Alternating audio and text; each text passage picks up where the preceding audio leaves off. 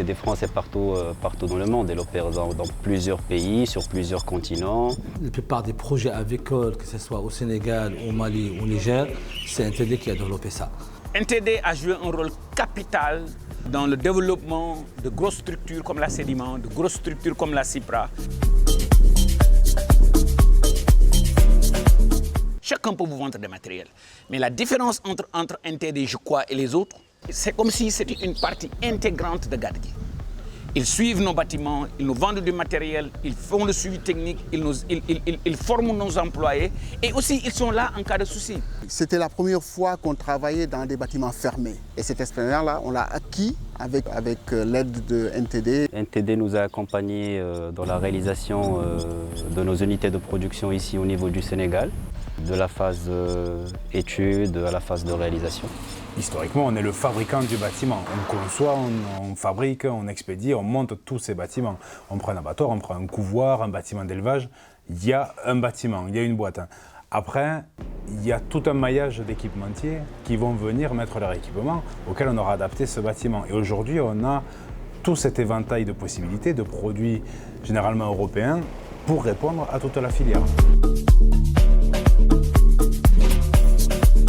On doit dimensionner l'outil de production et on doit assurer le financement de cet outil de production. Et ils font le maximum pour vous accompagner, pour monter les dossiers avec vous, pour mettre à notre disposition tout leur réseau qui est très grand, que ce soit en Afrique ou ailleurs. Et ça, c'est des choses qui sont très, très, très importantes. Dans un pays où il n'y a rien, donc on commence tout à zéro, donc on n'a pas besoin que d'un fournisseur. Certes, on vend, mais derrière, on accompagne. Et donc, on a des clients, ce sont vraiment des partenaires.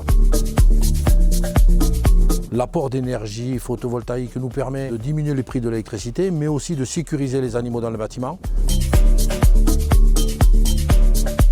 À partir du moment où il a voulu évoluer sur ce couvoir, eh bien on lui a dit toute la partie ancienne, je lui ai dit il vaut mieux en faire de l'incubation, et ça lui a permis de passer de 100 000 à 300 000. Voilà. La qualité que ce soit structure, que ce soit les panneaux, c'est irréprochable. NTD nous a vendu tous les bâtiments industriels. Aujourd'hui, on est en train de monter notre abattoir. C'est un abattoir qui aura une capacité de 1500 poulets heure.